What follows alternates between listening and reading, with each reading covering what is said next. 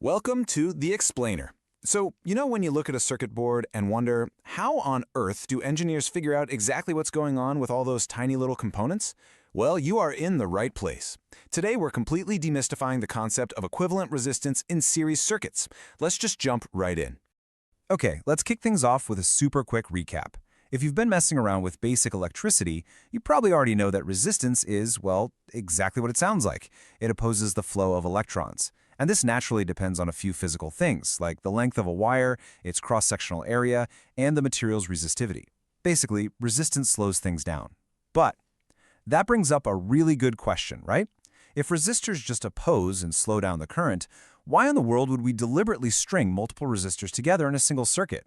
Like, what's the actual practical benefit of throwing up roadblocks for our electrons? To answer that, picture a total disaster scenario for a second. Say we have a 12-volt battery hooked straight up to a 12-volt light bulb. Perfect match, right? Everything's balanced. The battery gives the exact electrical pressure the bulb expects, and it glows beautifully and safely. But what if we take that exact same 12-volt battery and hook it up to a tiny bulb rated for only 6 volts? Oh man, complete catastrophe. The battery's voltage, that electrical pressure, is simply way too high. It's literally like trying to drink from a high-pressure fire hose. All that excess energy is going to completely fry that 6-volt bulb, just blowing it out instantly. So how do we stop our delicate little components from blowing up? Enter our hero, the resistor. If you look at circuit diagrams, you'll always see it drawn as this jagged, zigzag line, and its main job in a setup like ours is to deliberately eat up that dangerous extra voltage. By popping a resistor into the path right before the electrical current hits the bulb, the resistor basically acts like a sponge for those excess volts. Because it takes the hit, our fragile 6-volt bulb gets exactly the right amount of power it needs to survive and shine perfectly. It's basically a critical electrical shield. Now, real-world electronics are almost never that simple, right? A lot of circuits need way more than just one of these voltage consumers to dial in the electrical pressure perfectly across all the different parts. And when we need multiple resistors to do this balancing act, we usually just line them up sequentially. This linear end-to-end setup is what we officially call a series combination. Honestly, just picture cars driving down a single-lane road. The current has literally one path to follow. It travels through the first resistor, straight into the second, and so on down the line. All right, let's actually put some numbers to this so it makes sense. Imagine a specific hypothetical circuit path running from point A to point B. Along this single-lane road of ours, we're going to drop in 3 separate resistors in series. We'll call them resistor 1, resistor 2, and resistor 3, or, R1, R2, and R3. To make it concrete, let's say R1 has a resistance of 5 ohms, R2 measures 7 ohms, and R3 measures 3 ohms. They are chained together in one perfect uninterrupted line. Looking at this setup, I've got to ask you, what do you think the total overall resistance is between point A and point B? Take a second to guess. If you just looked at those numbers, 5, 7, and 3, and mentally added them up to 15, well, you are technically correct. But here's the thing. In the physics world, just guessing or spotting a pattern doesn't really cut it. We have to uncover the mathematical mystery of exactly how we got there. I mean, why are we even allowed to just add them up? Let's actually prove it. And honestly, this perfectly shows off how elegant circuit math can be. Let's walk through this derivation using Ohm's law step by step. For step 1, we agree that the total voltage across our whole sequence is just the sum of the voltages eaten up by each individual resistor. So V equals V1 plus V2 plus V3. Moving to step 2, we bring in Ohm's law, which tells us voltage equals current times resistance, or V equals IR.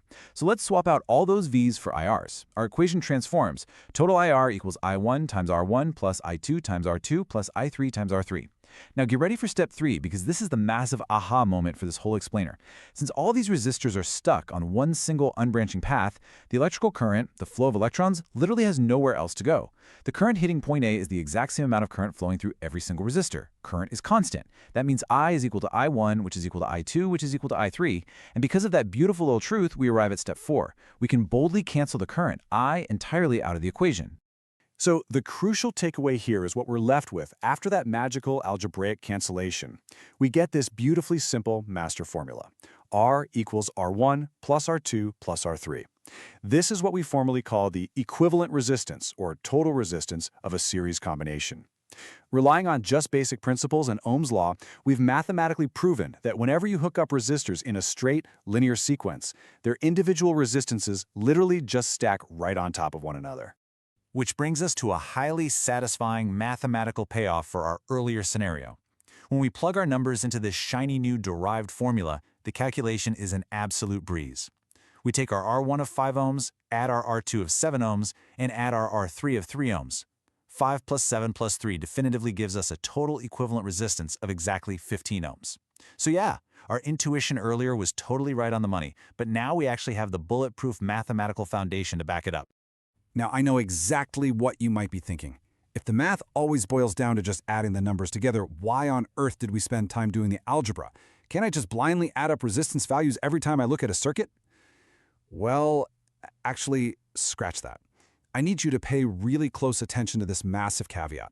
This straightforward, simple addition logic strictly applies to series combinations and series combinations only. Think back to that aha moment from our proof. That neat little trick only worked because the current stayed entirely constant along a single path. Which leads me to leave you with a bit of a thought-provoking cliffhanger for today. If simple addition only works for a single-lane series circuit, what in the world happens to the math when we meet its big brother, the parallel circuit? Like, what happens to our perfectly balanced equations when the wires branch out, creating multiple different pathways for the electrons to travel? If the current can split, it's not constant anymore, which means our simple addition rule gets thrown entirely out the window. So how do the rules of the game change then? I want you to chew on that mathematical puzzle for a bit. Thank you so much for joining me to demystify series circuits today, and I'll see you in the next explainer to tackle the wild parallel universe of electronics.